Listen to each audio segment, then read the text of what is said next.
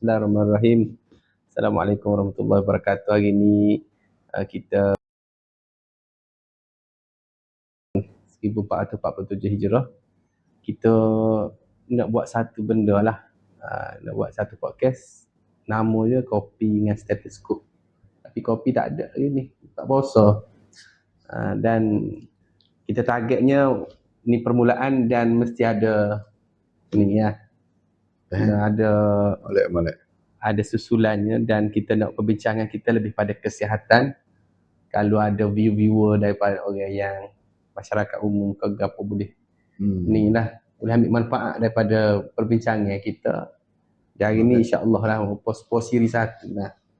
Siri 1 dan hari ni kita bersama dengan Dr. Najmi hari ni. Jadi Dr. Najmi ni sayang hari ni panggil doktor kekok sikit. Kerana biasa panggil Abang Najmi. Tapi sebenarnya Dr. Najmi ni orang yang berpengalaman dalam buah pinggir lah. Hari ni kita nak bincang, sebenarnya tajuk kita sebenarnya nak bincang pasal buah pinggir. Dan tertambah lagi bulan Ramadan ni dan pengurusannya bulan Ramadan. Boleh lagu tu? Boleh je. Masihlah Dr. Zain.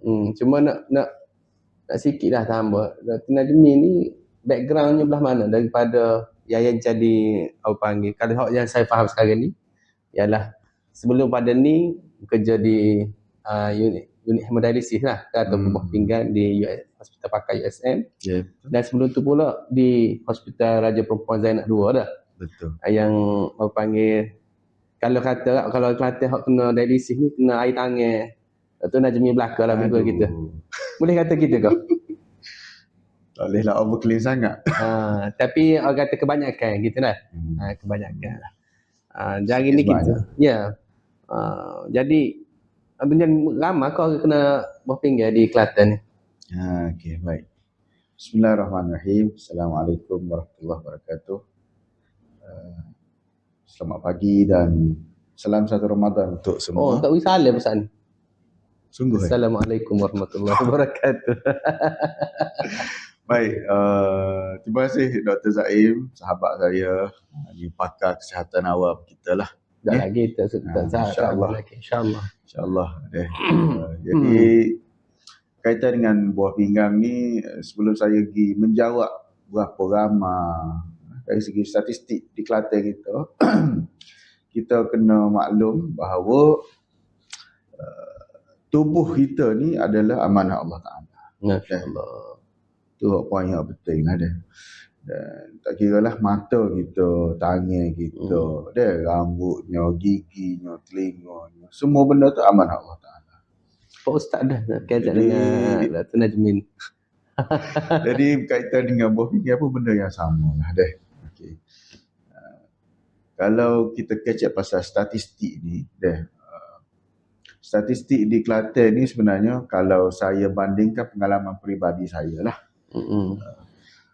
Ketika saya berada di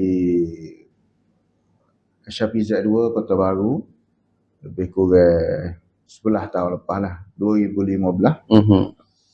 Ketika tu nak melihat pusat dialisis di setiap daerah ni jarang lah. Bagai macam orang pelik.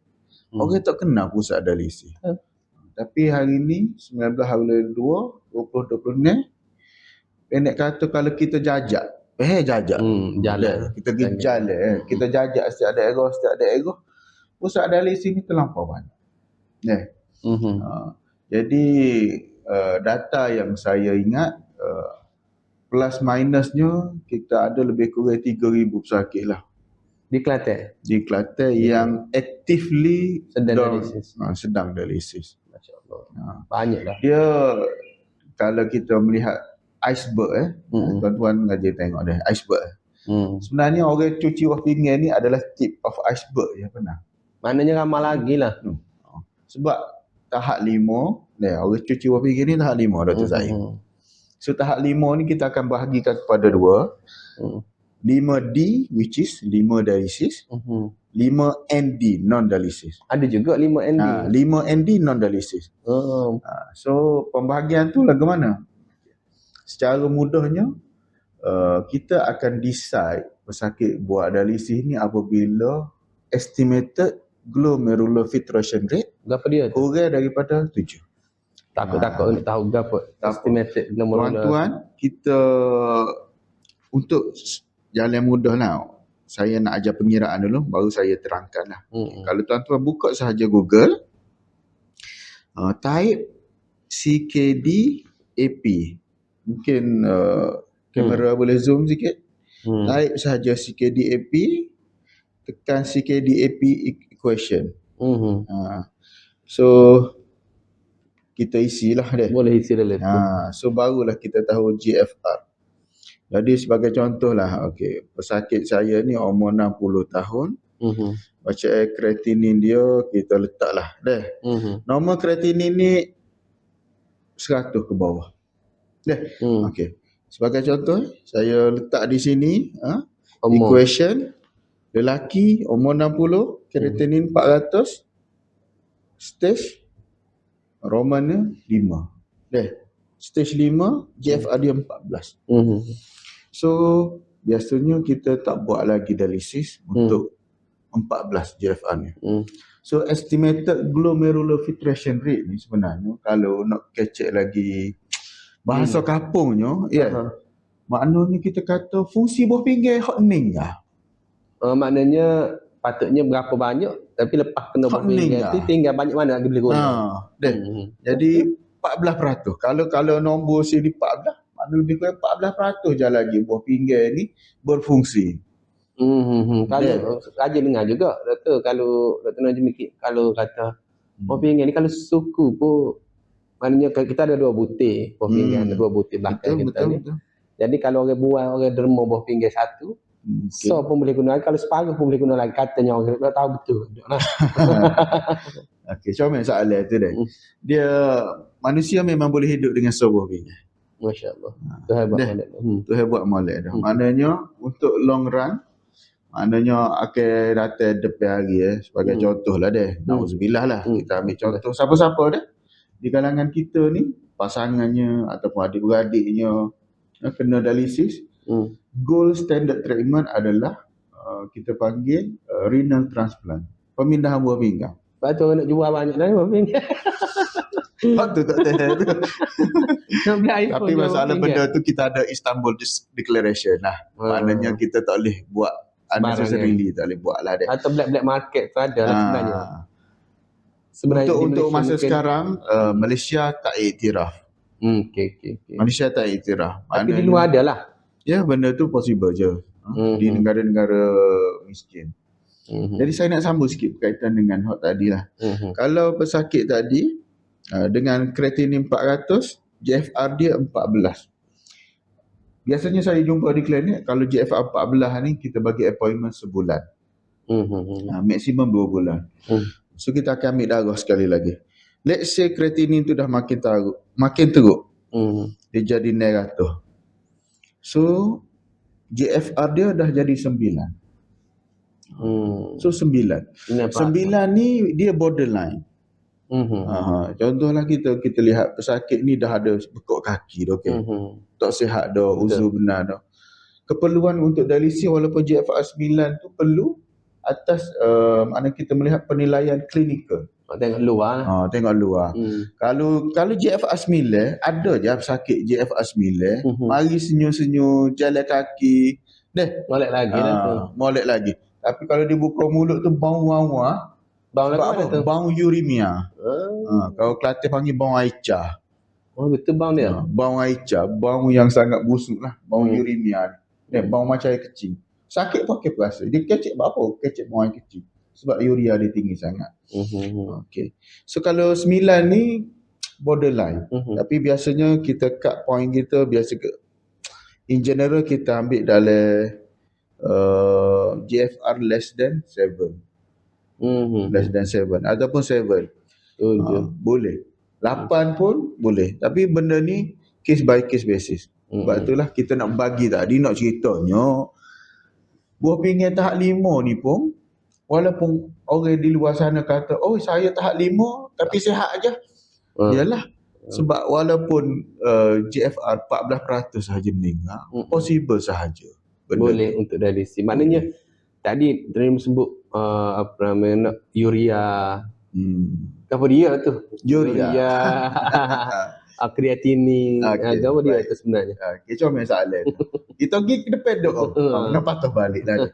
Jadi sebenarnya apa yang kita kecek pasal urea kreatinin tu, kalau lihat di dalam CKDAP equation ni, kita kena isi satu kolom tu serum kreatinin. Maknanya baca result kreatinin. Baik, urea ni gapo dan kreatinin ni gapo? Dia sebenarnya test kalau kita buat di hospital, kita ambil darah ataupun di klinik baca buah pinggir ataupun renal function test. Setengah klinik panggil renal profile. So renal profile ni ada beberapa kargo lah dalam itu. Garam sodium, garam potasium, garam dalam tubuh lah. Garam dalam tubuh lah. Tu pak kita makan tu. Garam kasar tu. Garam kasar tu cerita lain. Tu sodium chloride. Tu serupa. Dia kata kalau orang buah pinggir tak dimakan garam banyak dia kata. Mungkin ada relate jugalah. Betul. Itu garam potasium, garam K. Lepas tu urea dan kreatinin. Urea ni adalah bahan kumuh, bahan kotor. Kecing. Senang kata toksin.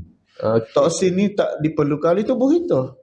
Kita toksin. Sebab itulah apabila kita minum, kita makan, siapa masuk kita kena waktu tubik. Melalui air kecil ataupun najis kita. Jadi toksin yang berlebihan akan dikeluarkan oleh buah pinggan yang sihat. Tapi kalau buah pinggan punah, toksin tu tak boleh nak tubik. Sebab itulah bacaan urea tu tinggi Dr. Zain. Napih tak jadilah. Ya, napih tak jadi. Dia mungkin dia tubik air kecil. Banyak air kecil tubik. Dia cerita banyak. Tapi air kecil tak ada kualiti. Sebab napih punah. Kreatinin ni pula ialah petunjuk. Jadi standardnya kita kata normal kreatinin ni ialah dalam lebih kurang 100 ke bawah. 100 ke bawah. Kalau lebih pada tu? Lebih pada tu kita kena kira calculation tadi. Tadilah. CKDAP equation. So kalau in general kalau perempuan 350 kreatinin tu dah jadi tahap 5. Tapi kalau lelaki dia 400. Tu standardized. Apa? Tu saya pun tak boleh nak jawab. Tu hewat lah gitu. Tu hewat lah gitu. Saya tak boleh faham gitulah. Cuma nak tanya lah sebab kita tengok dialisis saja 3,000 di Kelantan lah. Tapi tip of iceberg tak. Maknanya ramai yang tak dapat rawatan ataupun memang tak ambil perawatan tu. Ada juga lah. Ada yang saat ni ada peringkat 1 sampai 5. Sebelum nak pergi lebih jauh pada tu, sebelum dapat 1 sampai 5 tu, apakah risiko sebenarnya nak dapat buah pinggan? Siapa dia hak kena? Siapa dia? Comel soalan. Comel sama muka kita tanya tu orang nak tahu belakang dia. Comel. Dia sebelum saya nak jawab tu, saya nak share satu cerita yang cukup menarik lah. Ni sepanjang kerjaya saya, tak adalah lama, bukan puluh-puluh tahun, baru sajalah. Berapa tahun dah Dr. Najmi kerja? Lebih kurang ni tahun ke-13 dah lah kot. Masya Allah. Tahun ke-13 pengalaman banyak dah. Interesting ni kita ada satu referral, rujukan daripada tim kanak-kanak pediatrik di hospital saya. Kanak-kanak tu sebenarnya diagnose diabetik type 2 ketika umur 6 tahun. Diabetik type 2 nak kecil manis jenis 2 ni biasa orang dewasa. Ya, orang dewasa. Tapi berlaku kepada dia umur 6 tahun. Umur 6 tahun tu dah start cocok insulin. Masya Allah. Start follow up 3 bulan sekali. Untuk ambil ubat lah. Ya. Kalau Dr. Zain pernah dengar ubat metformin. Ya ada kau metformin hak ubat air. Itulah kata dia kan. Mungkin dia peracur ke saya tak pastilah. Tapi adik itu insulin ada, metformin pun ada. Lepas dia besar sikit lah. Mungkin dalam umur 11 tu dia tambah metformin.